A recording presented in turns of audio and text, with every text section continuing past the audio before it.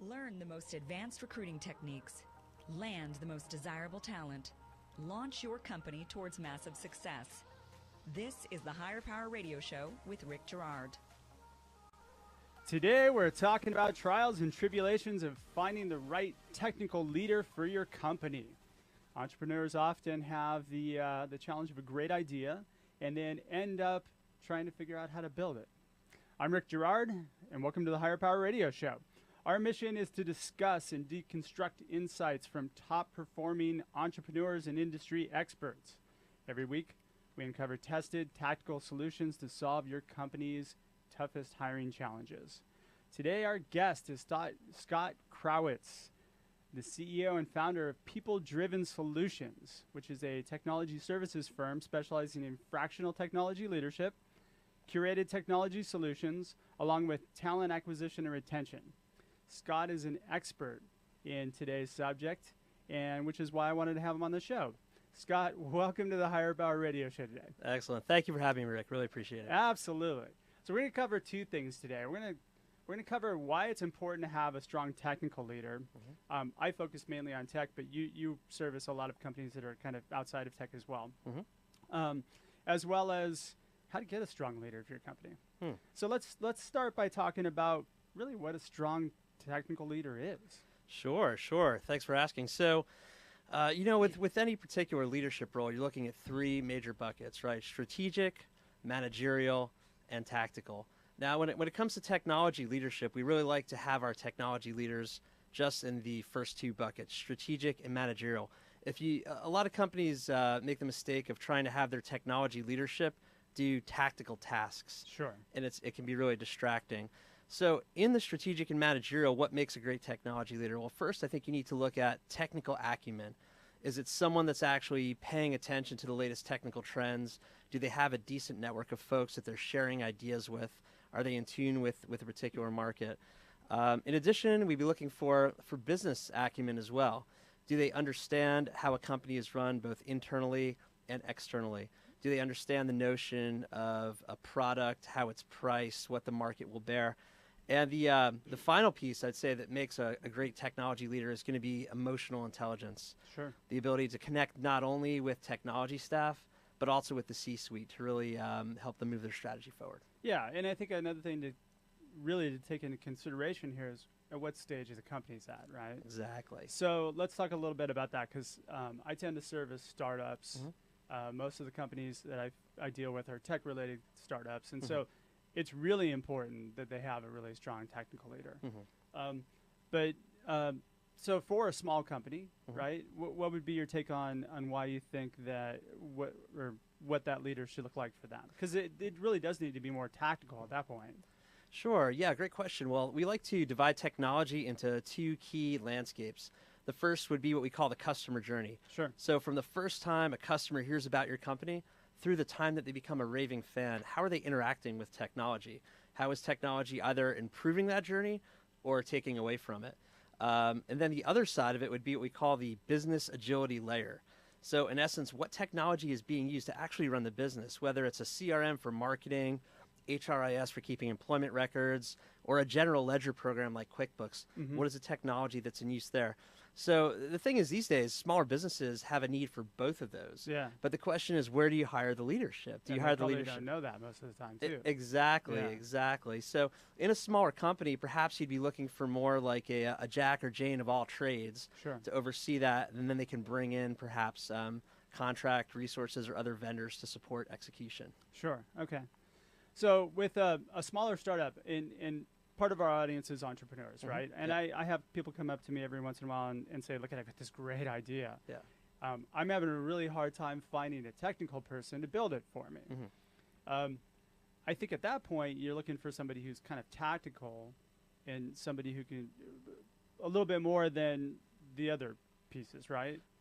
Yeah, potentially. So you could look for someone that has the capability to build it out. Yeah. But what we find is that if that person is focused on building and they're not focused on product market fit, they're not focused on the other things, they could be building something that maybe backs them into a corner later or isn't adding the most value. So one way to address that, could be from a fractional perspective. I mean, these days I don't know that you need someone full-time, but Yeah, I mean, we do see a lot of startups looking for, technologists that can execute. Yeah, so maybe what I'm talking about really is as I'm thinking about it and we're talking, that's not really a leader.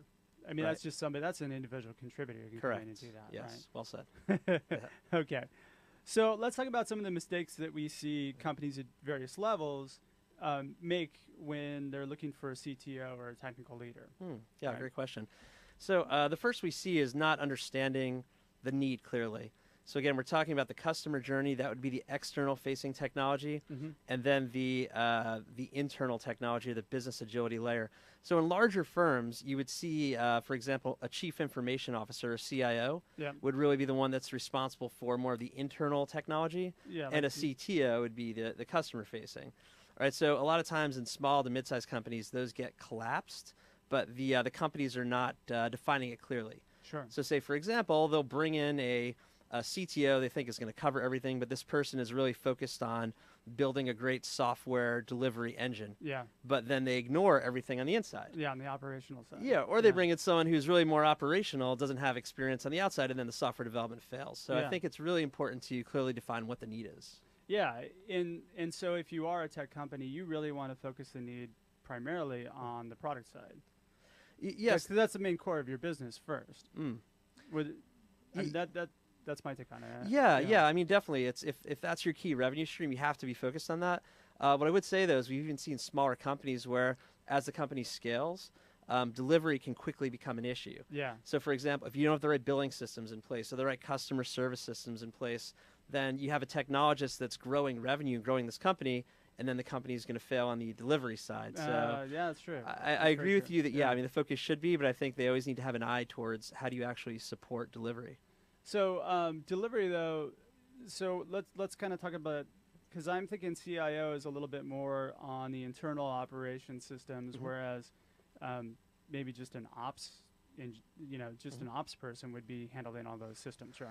Sure. Yeah, great question. So internally, with the business agility and the internal things, we see not only applications in use by every business unit, but there's also security is a big concern to folks these days. Yeah. Managed service providers to take care of all the infrastructure. You're talking about cloud storage. You're talking business intelligence. Yeah. Everybody has metrics and they want dashboards, right? Security. Yeah. I mean, there's so much going on that a lot of times, an ops person will need some additional help there. Yeah, most definitely. So, are there CTOs that are good functioning CIOs and vice versa? You can find them. Like most other areas, think about medicine. I mean, your general practitioner is not going to be the optimal psychiatrist. Maybe they can diagnose a little depression here or there, right? So you're going to be sacrificing a little bit, but yes, there are CTOs that can handle both for a smaller company. Yeah. Okay. So, and we'll get into some of the solutions on the second part of the show. But all right. So, what are some other so at a small company range, I mean, I think you really want to focus in on the product development first, and then start building out the systems for delivery, right? Correct. Yes. Mid-sized companies. What are some of the issues that you've seen with something that's in the $50 to $100 million range or what have you? Sure. Then I think the focus becomes equally strong on the operational side. Yeah. So 50 to 100 million, maybe you're talking like somewhere around like 100 plus employees. Then security becomes a concern. Collaboration, cloud. Maybe you're talking about multiple locations now, right? Yeah. So I think really we see a lot of issues in that area. Yeah, it's funny. I was at an Octane event this morning. They do a coffee at the Cove every month, and they had a expert on industrial security who was talking about kind of really now pulling in critical systems into that as well. Right. These are all little pieces that, as a company becomes more functional, I mean, you've got to be on top of these things. Yeah, it's interesting. So, from a strategic perspective, we say that strategy falls into 4 key buckets. The company's either trying to increase revenue, decrease expenses, maximize efficiency, or maintain compliance. So, depending on the industry, depending on the size of the company, those become bigger and bigger initiatives. Yeah. So, if you have 100 employees and you want to save money, you could be talking about implementing a major enterprise system to drive it. Or if you're talking industry that has compliance at play, now you have that many more points of risk across the company to manage. Oh, sure. Yeah. Well, you always have compliance issues, though. I mean, from one side or the other, right? Yeah, definitely, and I think it's industry specific as well. Yeah. Like, I mean, for example, if you're dealing with, say, like SOC 2 compliance for financial services or SOX, I mean, PCI and healthcare, you have HIPAA. Yeah. So, there's two types of compliance, right? You have voluntary and involuntary. Sure. And, so in industries where it's involuntary, it's a lot more of a concern as you scale. Yeah. So which would be the financial services and healthcare? Healthcare primarily, yes. Okay. Now, do you do any work on the large company side of things? So we do. We've done some talent acquisition and some software development projects in the larger company side of the house. Typically find over $50 million, a company would really benefit from having its own internal technology leadership. Yeah. But what happens there is the technology landscape gets so vast that even though they have their own internal capabilities, they're always looking to augment it with some specialists to help them along. Sure. Okay. So they can use kind of fractional help at that point. Correct. Yes. Yeah, got it. Because it seems to me like you've got a lot more. When you're a larger company, I don't do a whole lot of work with larger companies. Most of the companies I support are startups to mid-sized companies. Okay. And for me, those are the most fun because I Yeah. love to build things, and they need me because I like to fix broken things. Right. So yeah, right. Or I break them worse, right? There's the fun. I know, right? Yeah. When you've got that big of a department, I mean, you can actually have people that are specifically niched into certain areas, right? Yeah, we like to look at it sort of like healthcare. Like it used to be that you'd go to your general practitioner, they would take care of everything. Sure. But now it's almost like they're acting like an advocate in the healthcare system, and there's a specialist for everything. Yeah. Definitely the way that technology is trending as well. So key for organizations, especially larger ones, to be able to pull in that specialist talent, whether it's for something like a business intelligence implementation or a really discrete security audit, something where they may not have that talent in-house. Yeah, definitely. And on the small company side, what I see a lot is that, and this just comes down to general hiring. If you're hiring a technical leader, you really want to find somebody who's passionate about the project you're working on, as well as somebody who can bring the skills to at least get that product done. Exactly. We find that the best technologists, I mean, you pay enough money to take it off the table, but really they want to work on, no better way to put it, a cool project. Yeah. Something that's going to make a difference, right? Something that can actually help them achieve their why as well. Yep, exactly. Stretch. Exactly. Well said. You mentioned, oh God, what was it when we spoke earlier? Daniel Pink? Yeah, Daniel Pink, right? Yeah, exactly. So that is, that's key. If you've given somebody a room to master something new, fantastic. Yeah, big fan of Daniel Pink. Like, the autonomy, mastery, and purpose, right? Yep. A place where you can hire adults and not micromanage them, the ability to master something, and the ability to connect to something bigger. In fact, we find a lot of times, companies can benefit by not just putting together a flat job description, but basically connecting stories. Sure. What's the story of the candidate? What's the story of the company? Why now? Why do they need this technology leadership? And so we're going to do a show in a couple months about job descriptions because that's like a big thing for me. I love. Oh, great. That's really I think a place where most companies fail. Right. Most. I agree. So we're talking to Scott Krawitz, CEO and founder of People Driven Solutions. So we're talking a little bit about why it's important to have a strong technical leader. And when we come back, we're going to actually talk about how to get a strong technical leader to join your company. We'll be right back after the break.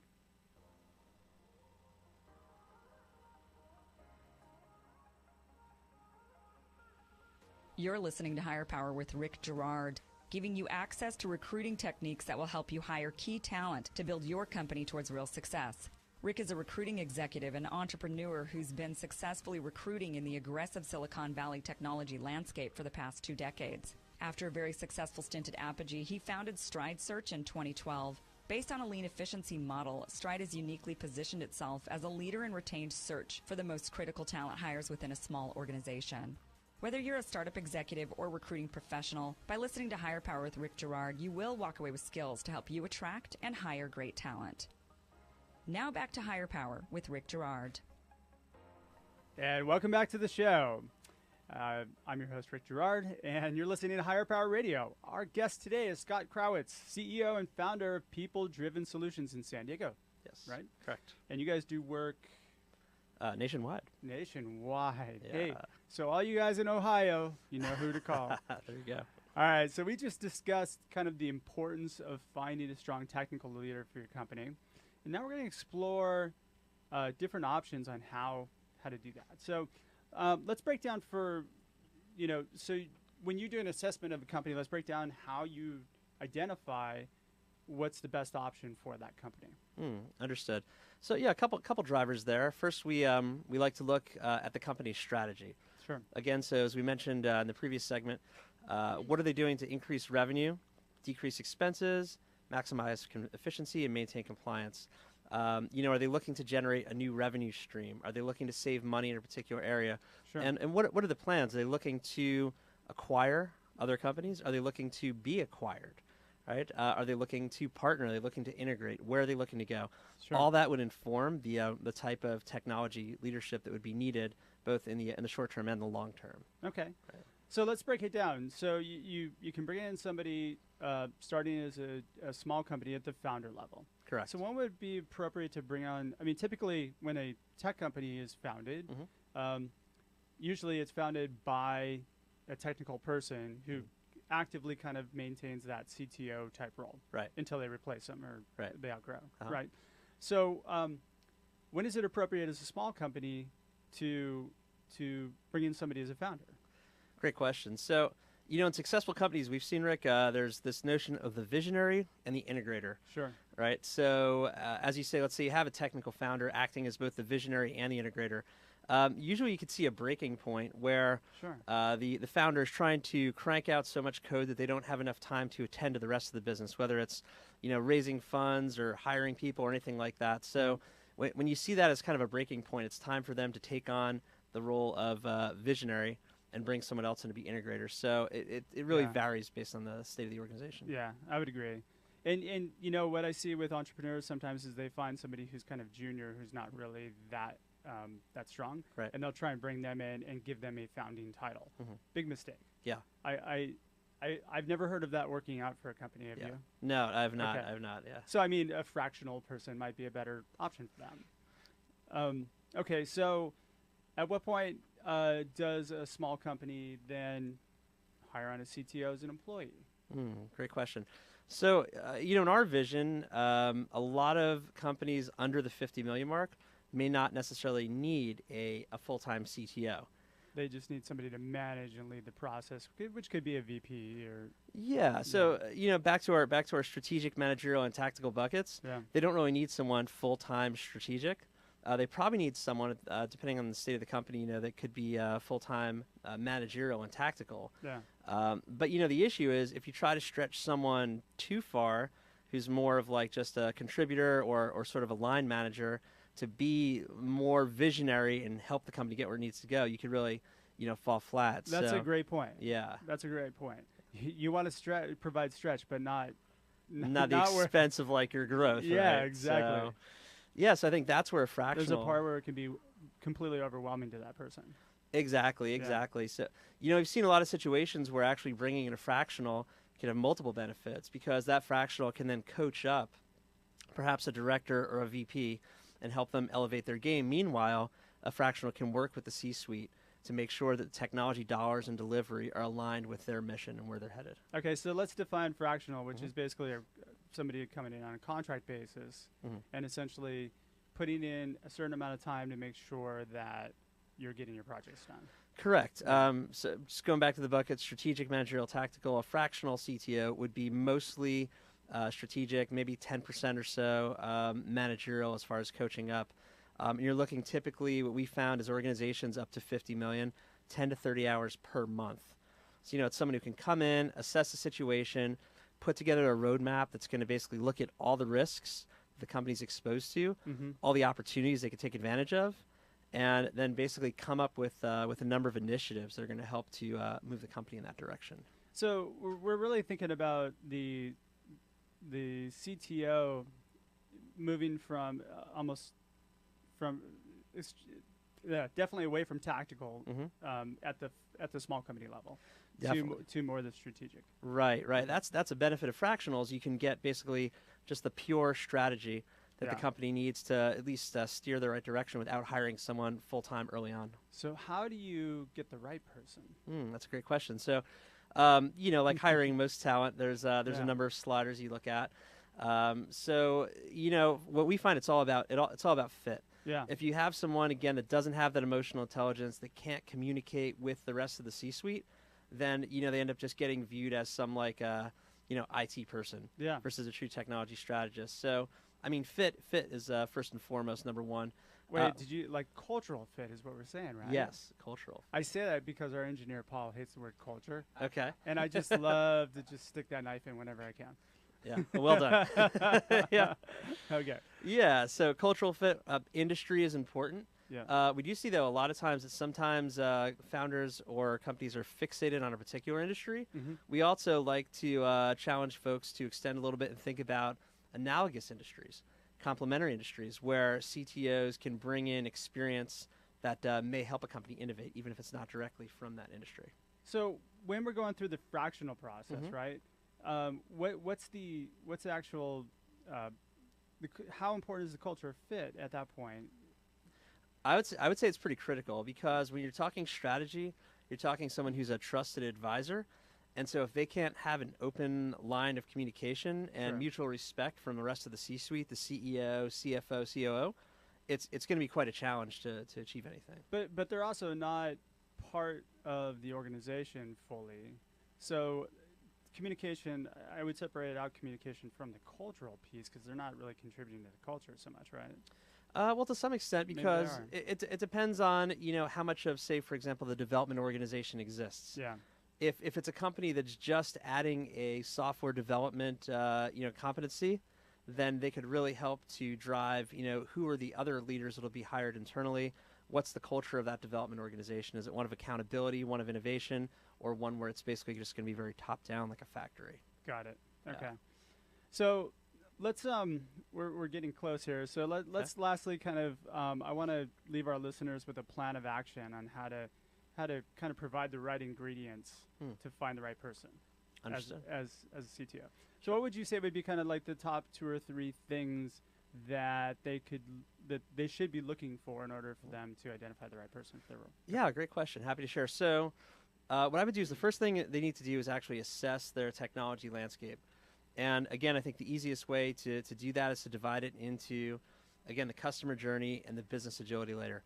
If they could just think as critically as possible about, what systems are currently in place and how are they supporting or not supporting, both from the outside, what the customer sees, and then on the inside, what the employees or partners are using, right? So if there's no systems in place. If there's no Then systems in place, then let's take the customer journey. Yeah. They can look at, again, from the first time a customer hits a website, through the time that they place an order, through the time that they're invoiced, through the time that they're supported, and kept in touch with. What does that look like currently? Yeah. What would it look like ideally? And then once the the C-suite has that in mind, that's something that they can use to generate the need for the role. And say, look, these are the characteristics. This is what we're working on. We want someone who has experience with this part of the journey, for example. Got it. Yeah. I love the journey reference because it just makes me think of, I watched Narnia over the weekend, of course. Excellent. My daughter. All right. So, and again, I want to kind of stretch, with a smaller company, if you're looking to bring on a founding member or a CTO/VP of engineering or a technical leader, I think really the most important piece that entrepreneurs and companies need to look out for is really how much passion the person has for the project and effectively how well they communicate. Right. Like you just said, right? Definitely. I think culture is definitely, 75% of why you should hire somebody. if they fit. Exactly.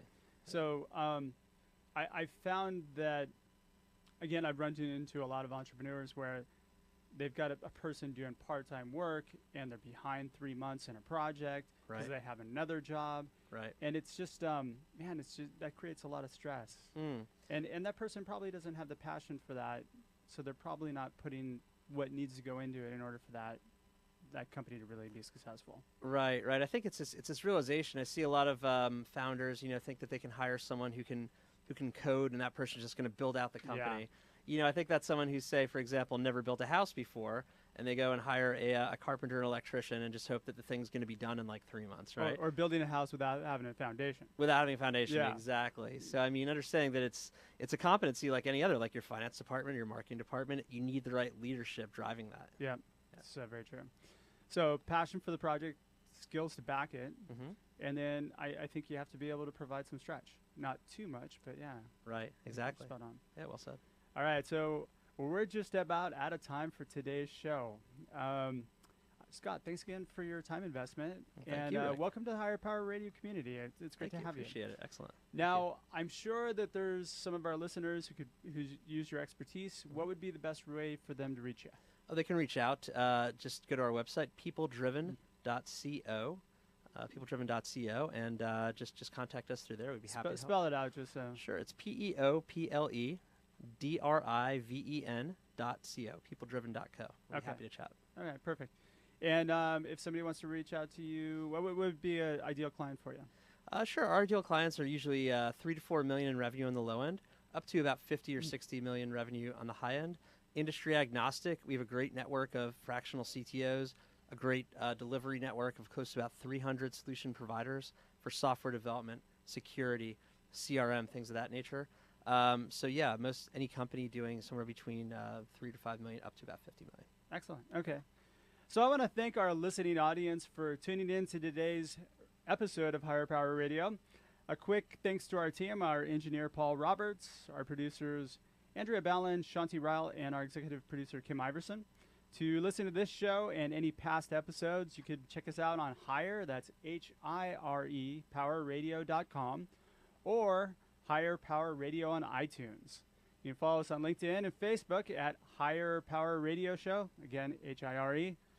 Or follow me on Twitter at Rick_Girard. It's GIRARD.